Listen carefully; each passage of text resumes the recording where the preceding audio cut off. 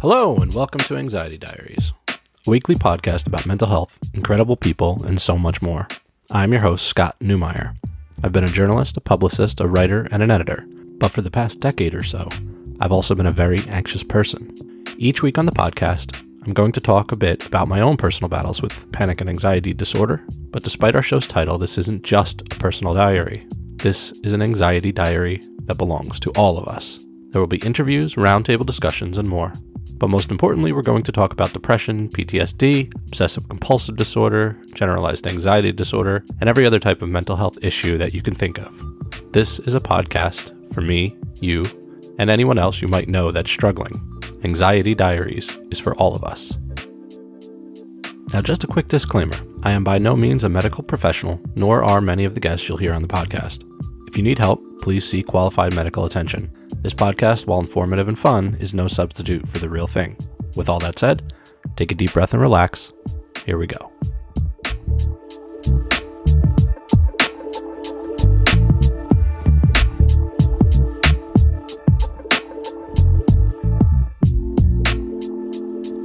So everybody tells you when you're starting a podcast, never do that boring first episode. You know, the one where everybody just has a huge brain dump and gives the background of their entire life and everything about them. Well, I'm going to do that today. Actually, I'm going to do it a little bit differently, though.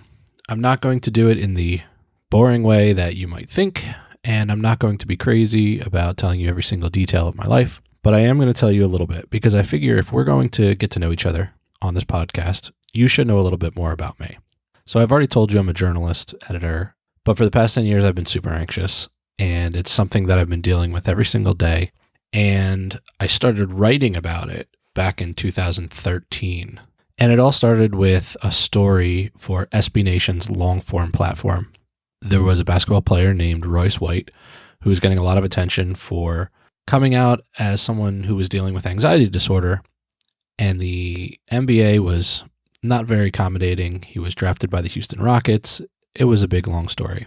So I decided to write about it, and I decided to write about it in my own way by making it a personal story as well. So I've been dealing with panic and anxiety disorder for probably my whole life, but I've really been dealing with it for the past 15 years or so.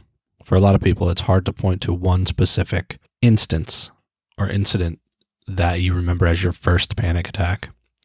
But I remember very vividly and very clearly my first panic attack that I internalized and really set off kind of this roller coaster that I've been on for the past 15 years.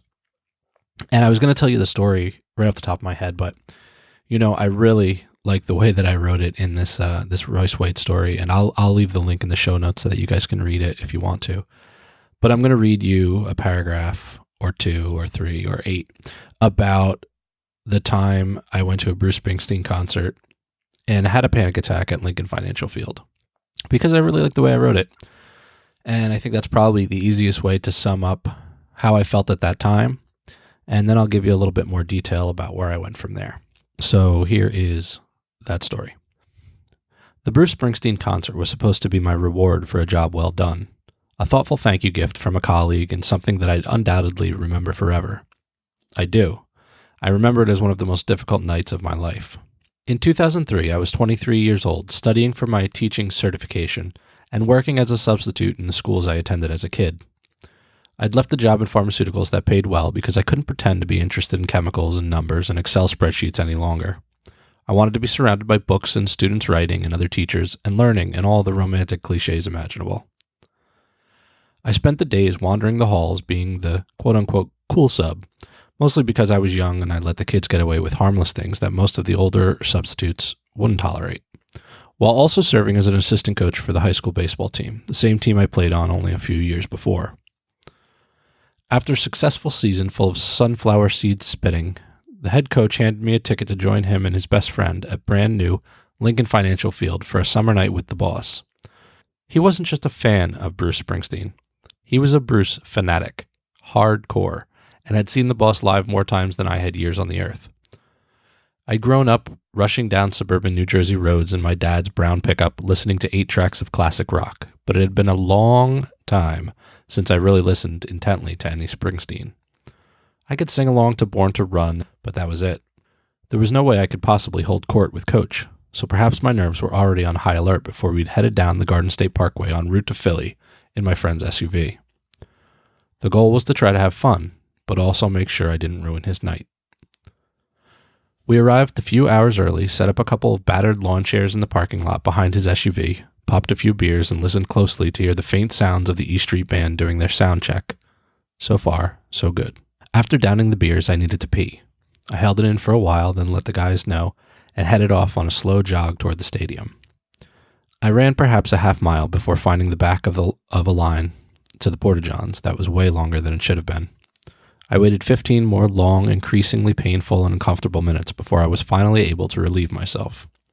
On the way back, I met up with Coach and his buddy making their way toward the stadium. Our seats were right along the edge of the upper deck. Perfect view, great sound, and Bruce was just about ready to come out. Yet, I sat down in my seat next to Coach. Something didn't feel right. It's hard to describe that initial feeling, but now that I've experienced similar feelings so many times, I can take a pretty good stab at it. I felt my hands slowly getting clammy. I felt disoriented, and my vision began to blur. Flop sweat started to form at the top of my brow, and my stomach was turning. It wasn't yet rolling so hard that I felt like I was going to vomit, but it was uncomfortable, like the onset of motion sickness you might get trying to read while driving in the backseat of a car. It just wasn't right. I'm going to hit the bathroom, I told Coach, before popping out of my seat and looking back toward the stairs. I'll be back in a minute. Coach looked at me and, seeing the beads of sweat now dripping down my forehead and into my eyes, sensed something was wrong. You okay? He asked me. You need anything? Yeah, I said, I'm okay. Just not feeling the best at the moment. I think I just have to go to the bathroom. Maybe Coach thought I couldn't handle a couple beers and needed to hit the bathroom for a little drunken puke. Maybe he thought I was scared of heights, or maybe he really didn't care because his hero was about to take the stage. I can tell you with near certainty, however, that he didn't know that I was having a panic attack. At that very moment, I didn't even know. I found the bathroom, claimed an open stall, sat down and ripped off a few sheets of toilet paper to wipe away the sweat that was dripping down my face. I thought I'd use the restroom, feel better, and be dancing and singing in my seat in no time. Still not feeling very well, I soon headed back out. I didn't want to be gone for too long. I didn't want Coach to worry. As soon as I reached my seat, my head started to spin. I felt dizzy, and I started to lose a grip on my surroundings. I knew where I was, but I was beginning to feel that insular singularity that often comes with panic attacks. I was having trouble focusing on anything outside myself. Scott, I heard Coach say over the early guitar chords coming from the stage. You sure you're okay? You don't look so hot. Too many beers? Of course that's what he thought. He just assumed I was a lightweight. That was fine. Didn't matter to me as long as I didn't screw up his night. Not really, I told him, getting up from my seat again. I'm going to hit the bathroom again. I'm not sure what's going on. I rushed back to the bathroom, found the same stall available, swung open the door, slammed it shut, and locked it. I sat down on the toilet, pants still on, and pulled out my candy bar-shaped orange Nokia phone.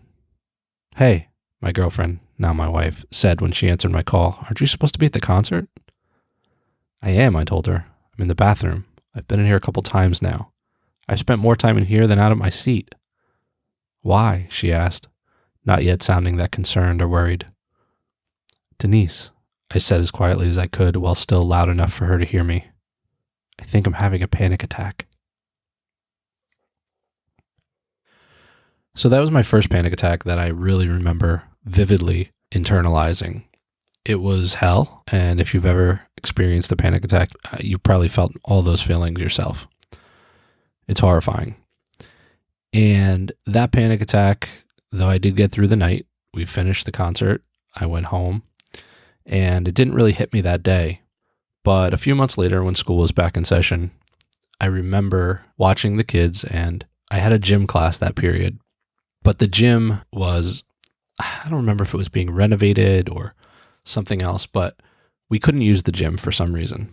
So we were all in the library. It was packed. Library was completely packed, kids everywhere. And I was just sitting there. They were just having basically a study hall. And I remember one of the kids sitting talking to me. And all of a sudden I started to get those feelings again. And before the bell rang for the next period, I was totally out of it. I was so inside my own head, I couldn't even think straight. Whoever was talking to me must have just been talking to himself at that point, because I don't remember anything about what he was saying. I do remember, though, that as soon as the bell rang, I grabbed my stuff and I rushed towards the main office, told them that I was sick, I had to run out, I had to go home, they had to cover the rest of the classes, and I ran out of there, got in my car, and drove home. And that was the beginning of the next, 6 months in bed, basically. So that's when it started for me. If you know me now, you know that I've been dealing with this for a long time, but I'm a very different person than I was then. And hopefully a lot of you are different people than you were when you first started dealing with these things. And if not, hopefully we're going to be able to help you. After those 6 months, I remember actually taking the test for my teaching certification. I passed it, aced it, wasn't a problem at all. But by that time, I knew I wasn't going to teach anymore. That was the last time I'd ever set foot in that high school as a teacher. I think I went back once or twice to drop something off or say hello to someone, but that was the last time I was ever there actually teaching classes. So I moved on to another job and did that for a few years, all while dealing with anxiety. I kind of would get in that job and I would make that place, that office, my home. I wouldn't really go out to lunch. I wouldn't do a lot of things, but I started to feel more comfortable once I actually came out and told my boss at that job how I was feeling.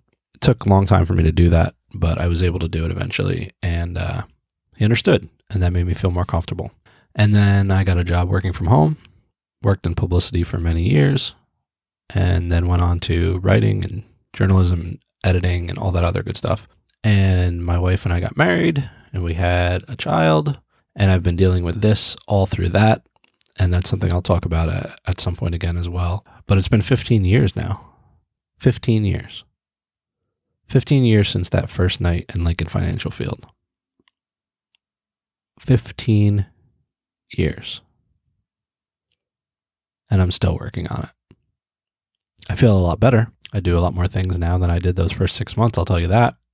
But it's still 15 years, and I'm still dealing with it. And I know at this point that I'm always going to be dealing with it. And that makes me feel upset, but it also makes me feel a little bit better. So no matter how long you've been dealing with this, know that it will get better.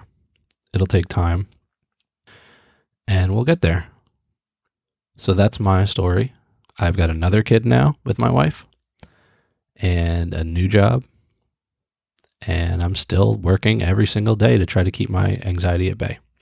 And that's why I wanted to start this podcast, because I wanted to be able to help you guys if possible by telling my stories. I am not a medical professional. I can't give you medical advice. I can't prescribe you medication, but hopefully my telling you some of my stories will help. And hopefully my having people on to talk about their experiences and their expertise and things like that will also help. That's my goal. And hopefully that's what Anxiety Diaries will do. So with that, that is my boring first episode. It's been 15 years of hell, honestly, but now there's hope.